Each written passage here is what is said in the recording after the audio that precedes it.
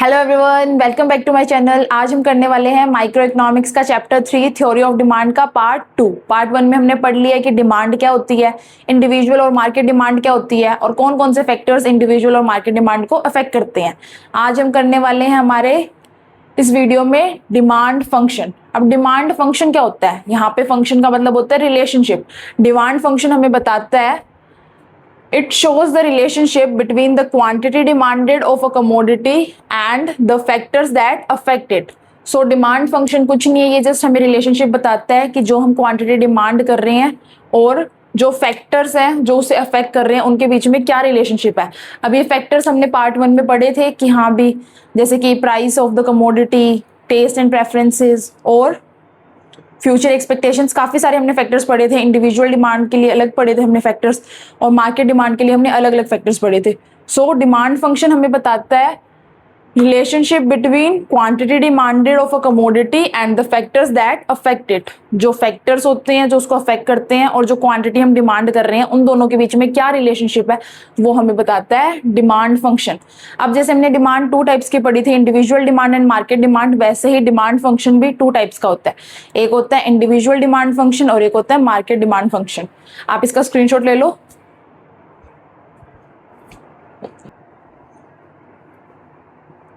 Now individual demand function.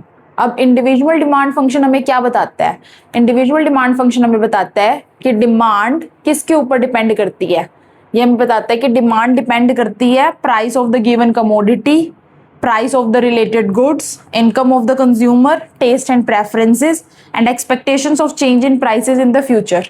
कि individual की demand इन सारे फैक्टर्स के ऊपर क्या करती है, डिपेंड करती है। इसी के रिलेशनशिप को हमें कौन बताता है? Individual demand function.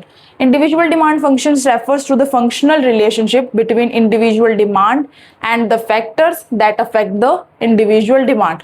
इसको हम एक्सप्रेस करते हैं इस फॉर्मूले के through. dx is the function of px, pr, y, t and f, where dx means the demand of the commodity x, px is the price of the given commodity, pr is the price of related good, y is the income, t is taste and preferences and f is the future expectations about change in price. So ये सारे के सारे factors हमने अपनी part 1 में complete कर लिए थे विद डिटेल्ड एक्सप्लेनेशन। अगर आपने पार्ट 1 नहीं देखा है तो इस वीडियो को देखने से पहले आप पार्ट 1 जरूर देखना, तभी आपको ये अच्छे से क्लियरली समझ आएगा। अब इसको हम एक एग्जांपल के थ्रू समझते हैं इंडिविजुअल डिमांड फंक्शन को। फॉर से भीम है, भीम की जो भी डिमांड होएगा वो इंडिविजुअल डिमांड फंक्शन में आएगा। अब हमने इसके आगे हमने पढ़ना है मार्केट डिमांड फंक्शन। अब मार्केट डिमांड फंक्शन में जो ढोलकपुर के सारे लोग हैं जो डिमांड कर रहे हैं वो किस में आ जाएगा? मार्केट डिमांड फंक्शन में। और सिर्फ एक पर्सन, सिंगल एक कंज्यूमर जब डिमांड करता है फॉर से भीम तो वो आता है इंडिविजुअल डिमांड फंक्शन में। अब इंडिविजुअल डिमांड फंक्शन भीम का क्या होएगा? अब भीम को क्या खरीदने हैं? लड्डू खरीदने हैं। तो भीम की जो लड्डू की डिमांड है वो किस किस के ऊपर डिपेंड करेगी कि price of the given commodity, कि लड्डू का प्राइस कितना है, price of the related goods. Four से लड्डू के अलावा वो जलेबी भी खरीद सकता है, उसको जलेबी भी पसंद है, तो जलेबी का प्राइस कितना है। अगर जलेबी का प्राइस कम होएगा तो वो कहेगा नहीं नहीं मैं लड्डू नहीं खरीदता, मैं जलेबी खरीद लेता हूँ क्योंकि वो सस्ती है। Income of the consumer. अब भीम की इनकम कितनी है उसके ऊपर भी डिपेंड करेगा वो लड्डू कितने खरीदेगा। अगर इनकम ज्यादा होगी तो वो लड्डू ज्यादा खरीदेगा, इनकम कम होगी तो वो लड्डू कम खरीदेगा। Test and preferences. फोर से उसको पहले लड्डू पसंद थे, अब उसकी टेस्ट और प्रेफरेंस चेंज हो गए हैं, अब उसको लड्डू की जगह कचौड़ी पसंद आ गई है। तो टेस्ट एंड प्रेफरेंसेस भी हमारी जो डिमांड है उसको क्या करते हैं? अफेक्ट करते हैं। And expectation of change in price in future.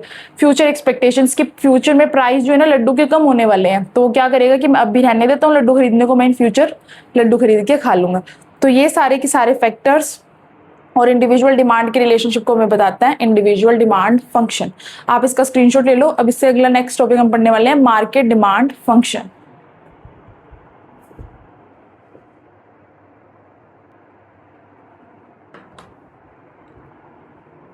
अब आता है मार्केट डिमांड फंक्शन। अब मार्केट डिमांड फंक्शन क्या कहता है? Market demand function refers to the functional relationship between the market demand and the factors affecting the market demand. अब market demand function हमें functional relationship बताता है मार्केट की demand और जो फैक्टर्स उसको अफेक्ट कर रहे हैं। अब हमने जब इंडिविजुअल डिमांड फंक्शन पढ़ा था तो हमने ये सारे फैक्टर्स किए थे। अब मार्केट डिमांड में 2-3 फैक्टर्स और ऐड हो जाएंगे। वो कौन से फैक्टर्स हैं? वो है साइज ऑफ पॉपुलेशन, सीजन और डिस्ट्रीब्यूशन ऑफ इनकम। अगर फर्स्ट वीडियो पढ़ी है आपने तो आपको इसमें कोई दिक्कत नहीं आ रही होगी, ये आपको बहुत इजीली समझ आ जाएगा। Size of the population, population का साइज ज़्यादा है कि कम, सीजन कि हाँ भी सीजन के हिसाब से हमारी डिमांड चेंज होती है, और इनकम डिस्ट्रीब्यूशन के हिसाब से भी हमारी डिमांड के ऊपर इफेक्ट पड़ता है, मार्केट डिमांड के ऊपर। सो मार्केट डिमांड फंक्शन हमें मार्केट डिमांड का रिलेशनशिप बताता है, फैक्टर्स उसको कैसे अफेक्ट कर रहे हैं कि हाँ भी हमारी डिमांड पे कैसे अफेक्ट पड़ता है जब हमारे ये वाले सारे फैक्टर्स क्या हो रहे होते हैं, चेंज हो रहे होते हैं। अब इसको हम एक्सप्रेस करते हैं, dx is the function of px, pr, y, t, f, po, s and d। ये वाले सारे फैक्टर्स तो हमने इंडिविजुअल डिमांड फंक्शन में भी किए थे। अब इसके अंदर कौन कौन से फैक्टर इंक्लूड हुए हैं, एक हुआ है ये 3 फैक्टर्स और ऐड ऑन हो गया मार्केट डिमांड फंक्शन में, वो है साइज ऑफ द पॉपुलेशन। अगर पॉपुलेशन का साइज ज्यादा होएगा तो डिमांड ज्यादा होएगी, अगर पॉपुलेशन का साइज कम है तो डिमांड भी कम होएगी। सीजन, अब सीजन के हिसाब से भी डिमांड होती है। फॉर एग्जांपल कूलर एसी हो गया, अब विंटर्स के टाइम पे कूलर एसी की डिमांड क्या होती है, कम होती है, और समर्स में कूलर एसी की डिमांड क्या होती है, ज्यादा होती है। तो सीजन की वजह से भी मार्केट डिमांड के ऊपर क्या होता है, इफेक्ट पड़ता है। And D is the distribution of income. अब इनकम का डिस्ट्रीब्यूशन कैसे है, अगर इक्वल डिस्ट्रीब्यूशन है तो डिमांड ज्यादा होगी, अनइक्वल डिस्ट्रीब्यूशन है तो रिच के पास ज्यादा पैसे हैं तो सिर्फ रिच पीपल डिमांड करेंगे, पुअर पीपल डिमांड नहीं करेंगे। सो मार्केट डिमांड फंक्शन के अंदर सिर्फ इतना ही है जो फंक्शनल रिलेशनशिप बताते हैं मार्केट डिमांड और जो फैक्टर्स उसको अफेक्ट कर रहे होते हैं। इसका एक एग्जाम्पल जैसे मैंने बताया था, अगर भीम की हम बात कर रहे हैं, सिंगल एक पर्सन की बात कर रहे हैं तो वो इंडिविजुअल डिमांड फंक्शन में आ गया। अगर हम पूरे ढोलकपुर की बात कर रहे हैं जिसमें चुटकी, राजू, कालिया सबको हमने ऐड कर लिया तो वो किस में आ जाएगा, मार्केट डिमांड फंक्शन में। अब आपको मार्केट डिमांड फंक्शन और इंडिविजुअल डिमांड फंक्शन में कंफ्यूजन नहीं होगी अगर आपने पार्ट 1 देख रहा होगा। पार्ट 1 में हमने इंडिविजुअल डिमांड और मार्केट डिमांड को बहुत अच्छे से समझा था, और वैसे ही मार्केट डिमांड फंक्शन और इंडिविजुअल डिमांड फंक्शन भी बिल्कुल सिमिलर है, इनमें कोई ज़्यादा चेंज है नहीं। अब आता है डिमांड शेड्यूल। डिमांड शेड्यूल क्या होता है, शेड्यूल का मतलब होता है टेबल। जब हम अपने डिमांड के जो भी डिमांड है, हम अलग अलग प्राइसेस पे अलग अलग हम डिमांड कर रहे हैं, जब हम उसको एक टेबल की फॉर्म में दिखाते हैं तो उसको हम बोलते हैं demand schedule. Demand schedule is a tabular representation, ये एक टेबुलर रिप्रेजेंटेशन होती है showing the different quantities of a commodity being demanded. Different quantities जो हम कमोडिटी की डिमांड कर रहे होते हैं डिफरेंट प्राइसेस पे given period of time. For से मेरी जो डिमांड है और ये मेरा प्राइस है, मैं 10 लड्डूज डिमांड कर रही हूँ जब प्राइस 2 रुपीज है, और मैं 5 लड्डूज डिमांड कर रही हूँ जब प्राइस कितना हो गया है, 4 रुपीज हो गया है। सो जब मैं इसको एक टेबल की फॉर्म में दिखाती होती हूँ तो यही क्या होता है, हमारा डिमांड शेड्यूल। अब डिमांड शेड्यूल को भी हमने 2 वेज में पढ़ना है, एक इंडिविजुअल डिमांड शेड्यूल एंड एक मार्केट डिमांड शेड्यूल। अब हमने देख लिया कि डिमांड शेड्यूल होता क्या है, अब हमने पढ़ना है इंडिविजुअल डिमांड शेड्यूल। अब इंडिविजुअल डिमांड शेड्यूल क्या होगा, जब हम एक कंज्यूमर के डिमांड को टेबुलर फॉर्म में दिखा रहे होंगे तो उसको हम बोलते हैं individual demand schedule. Individual demand schedule is a tabular representation showing the different quantities of a commodity that a single consumer is willing and able to buy at various price levels during a given period of time. So इधर मैंने price ली है, इधर मैंने quantity ली है। जब 5 price था तो मैं 1 क्वांटिटी डिमांड कर रही थी, जब प्राइस 4 हुआ तो मैं क्वांटिटी 2 डिमांड कर रही हूँ, जब 3 रुपीज हुआ तो मैं 3 क्वांटिटी डिमांड कर रही हूँ, जब 2 रुपीज हुआ प्राइस तो मैं 4 क्वांटिटीज डिमांड कर रही हूँ। सो जब मैं इसको एक टेबल की फॉर्म में लिख के दिखाती हूँ तो उसको हम बोलते हैं individual demand schedule. And next is market demand schedule. Now market demand schedule, market demand schedule क्या बताता है, मार्केट डिमांड शेड्यूल अलग अलग कंज्यूमर्स की डिमांड्स को जब हम एड अप कर देते हैं तो हमारे पास आ जाती है मार्केट डिमांड, और इसी को जब हम टेबल में एक्सप्रेस करते हैं तो उसको हम बोलते हैं मार्केट डिमांड शेड्यूल। शेड्यूल का मतलब होता है table. Market demand schedule is the tabular representation showing the different quantities that all consumers जो मार्केट के अंदर सारे के सारे कंज्यूमर्स हैं are willing and able to buy at various price levels during a given period of time. तो इसको जब हम टेबल में शो करते हैं, ये है quantity demanded by consumer A, ये है quantity demanded by consumer B, ये है quantity demanded by consumer C at various price level. जब हम quantity demanded by A, B and C, इन तीनों को हम क्या कर देंगे, प्लस कर देंगे, तो हमें क्या मिल जाएगी, मार्केट डिमांड। तो ए ने कितना डिमांड की है, 1 जब प्राइस था 5, बी की डिमांड थी 2 क्वांटिटीज जब 5 प्राइस था, और सी की डिमांड थी 1। जब हम इन तीनों को प्लस कर देंगे 1 + 2 + 1 इज इक्वल्स टू 4। तो जो ये 4 है वो हमारी क्या होगी, market demand at price level 5। तो जब हम अपने अलग अलग कंज्यूमर्स की डिमांड को ऐड अप कर देते हैं तो हमें मार्केट डिमांड मिल जाती है। उसको जब हम टेबल की फॉर्म में दिखाएंगे उसको हम बोलते हैं मार्केट डिमांड शेड्यूल। इतने डिफिकल्ट टॉपिक्स नहीं है, सिंपल सिंपल से टॉपिक है। शेड्यूल का मतलब होता है टेबल, इंडिविजुअल में सिंपल, एक कंज्यूमर के लिए हम टेबल बना रहे होते हैं और मार्केट में हम काफी सारे कंज्यूमर्स के लिए टेबल बना रहे होते हैं। अब हमने करना है डिमांड कर्व। डिमांड कर्व क्या होता है, डिमांड शेड्यूल हमने पढ़ा, उसमें क्या होता है, जब डिमांड को हम टेबुलर फॉर्म में रिप्रेजेंट करते हैं उसको हम क्या बोलते हैं, डिमांड शेड्यूल। और उसी जब टेबुलर फॉर्म को हम ग्राफिकल फॉर्म में जब रिप्रेजेंट करते हैं उसको हम बोलते हैं डिमांड कर्व। जब हम उस टेबुलर फॉर्म के अंदर जो डाटा लिखा हुआ था, जो नंबर्स लिखे थे, उनको हम जब ग्राफ में शो करते हैं तो उसको हम बोलते हैं demand curve. Demand curve is a graphical representation of the demand schedule. Demand schedule की जो ग्राफिकल रिप्रेजेंटेशन होती है उसी को हम डिमांड कर्व बोलते हैं। अब जो डिमांड कर्व होता है उसके ऊपर जितने भी पॉइंट्स होते हैं, each points on the curve shows the price and quantity combination.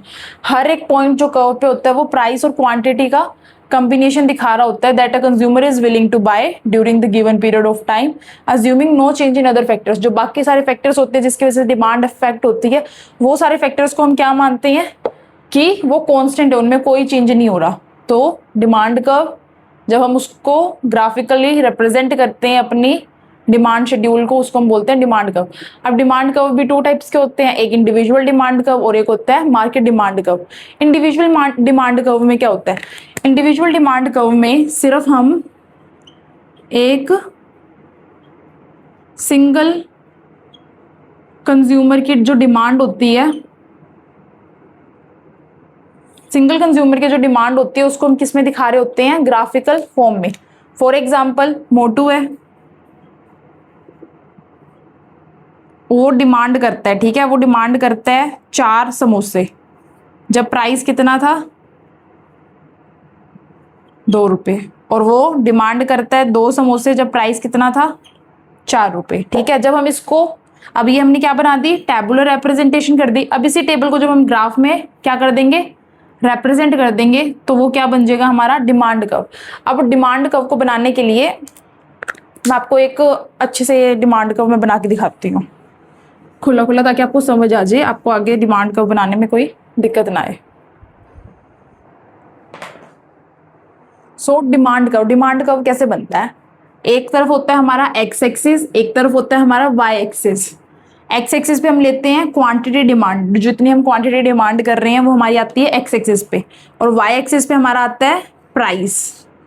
X axis पे आती है हमारी क्वांटिटी एंड वाई एक्सिस पे आता है हमारा प्राइस। इसका एक सिंपल सा एग्जांपल लिया है, प्राइस है हमारे 1 2 3 4 5 इन रुपीज, और ये हमारी क्वांटिटी डिमांडेड है। जब 1 रुपये प्राइस था तो मैंने डिमांड कितनी क्वांटिटी की, 5 रुपये, 5 मैंने क्वांटिटी डिमांड की। मेरा प्राइस कितना था 1, तो मेरी क्वांटिटी डिमांडेड कितनी थी 5 यूनिट्स, मैं 5 यूनिट्स डिमांड कर रही थी। फॉर एग्जाम्पल लड्डूज मांग लेते हैं, जब 1 रुपये प्राइस था लड्डू का तो मैंने 5 लड्डू की डिमांड करी। जब लड्डू का प्राइस इंक्रीज होकर 2 रुपीज हो गया तो मेरी डिमांड कितनी होगी है, 4 रुपीज। जब मेरा लड्डू का प्राइस 2 रुपीज हो गया तो मेरी डिमांड होगी थी 4 रुपीज। तो सेकेंड पॉइंट हमें यहाँ मिल गया। ऐसे ही थर्ड, फोर्थ एंड फिफ्थ, जब हम इन सारे पॉइंट्स को ज्वाइन कर देंगे तो हमें क्या मिल जाएगा, हमारा demand curve. So demand curve को बनाना बहुत ईजी है, एक तरफ एक्स एक्सिस जिसपे हमने क्वांटिटी लेनी है, एक तरफ वाई एक्सिस जिसपे हमने प्राइस लेना है, और सारे पॉइंट्स को हमने प्लॉट कर देना है, और उन सारे पॉइंट्स को जब हम ज्वाइन करेंगे तो हमें क्या मिल जाएगा, डिमांड कर्व। और डिमांड कर्व जो होता है वो डाउनवर्ड स्लोपिंग होता है, वो नीचे की तरफ जा रहा होता है। अब हमने पढ़ना है इंडिविजुअल डिमांड कर्व और मार्केट डिमांड कर्व। जो ये हमने पढ़ा है ये इंडिविजुअल डिमांड कर्व ही हमने पढ़ा है। अब इसके आगे हमने पढ़ना है मार्केट डिमांड कर्व, कि मार्केट डिमांड कर्व में क्या होता है। अब हमने मार्केट डिमांड शेड्यूल पढ़ा था, वैसे ही market demand curve, market demand schedule की हमारे पास टेबल है, उस मार्केट डिमांड शेड्यूल की टेबल को जब हम एक कर्व में रिप्रेजेंट कर देंगे तो वो हमारा होता है मार्केट डिमांड कर्व।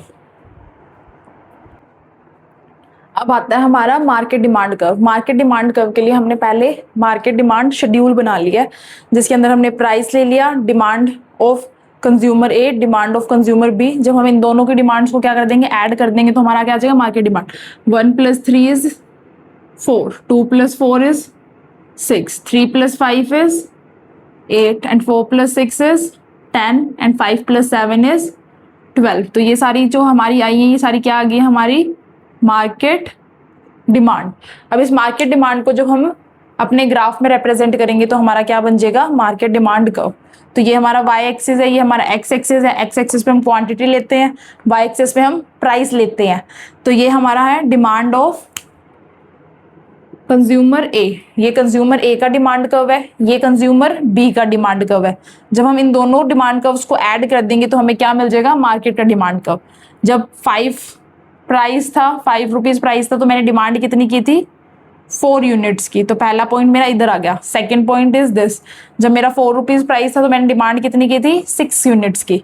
जब मेरा 3 रुपीज प्राइस है तो मैंने डिमांड कितनी की, 8 यूनिट्स की। जब मेरा 2 रुपीज प्राइस है मैंने डिमांड की 10 यूनिट्स की। जब मेरा 1 रुपी प्राइस है तो मैंने डिमांड की 12 यूनिट्स की। सो जब हम इन सारे पॉइंट्स को ज्वाइन कर देंगे तो हमें क्या मिल जाएगा, मार्केट डिमांड कर्व।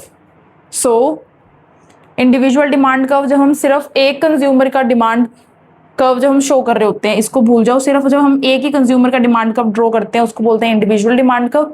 और मार्केट डिमांड कर्व किसको बोलते हैं, जिसके अंदर 2 कंज्यूमर्स के डिमांड कर्व या फिर जितने भी कंज्यूमर, 2 और मोर कंज्यूमर्स के डिमांड कर्व को हम क्या कर देते हैं, ऐड कर देते हैं, तो उसको हम बोलते हैं मार्केट डिमांड कर्व। अब हमने डिमांड कर्व तो पढ़ लिया कि डिमांड कर्व होता क्या है। अब स्लोप ऑफ डिमांड कर्व क्या होता है। स्लोप ऑफ डिमांड कर्व हमें बताता है कि कितना तेजी से हमारा डिमांड कर्व नीचे जाता है। तो slope of demand curve measures the rate of change in price with respect to the change in quantity demanded. ये मेजर करता है change in price with respect to the change in quantity demanded. ये indicate करता है steepness और flatness of demand curve, कि हमारा जो डिमांड कर्व वो कितना स्टीप या फिर कितना फ्लैट है। हमारा जो डिमांड कर्व है वो कितना ज्यादा स्टीप या फिर कितना ज्यादा फ्लैट है वो बताता है। इसका या इसको ज्यादा अपने डिटेल में जाने की जरूरत नहीं है, बस इसका एक छोटा सा फॉर्मूला जो आपने याद रखना है, slope is equals to change in price upon change in quantity. Delta का मीन्स होता है change, change in price upon change in quantity is equals to slope of demand curve. इसका एक एग्जांपल है, प्राइस ले रखा है हमने, क्वांटिटी ले रखी है। पहले प्राइस था 20, चेंज होके प्राइस कितना हो गया, 10 हो गया। तो चेंज इन प्राइस निकालने का फॉर्मूला है कि जो प्राइस अब हुआ है उसमें से माइनस कर दो प्रीवियस प्राइस को। तो जब हमने इसमें से इसको माइनस करेंगे तो हमारा आंसर आया -10। अब क्वांटिटी में कितना चेंज हुआ है, पहले क्वांटिटी 2 हम बाय कर रहे थे, अब प्राइस में चेंज होने की वजह से हमने क्वांटिटी कितनी कंज्यूम करनी शुरू कर दी है, 6। तो अब 6 - 2 करेंगे तो हमारा आएगा आंसर 4।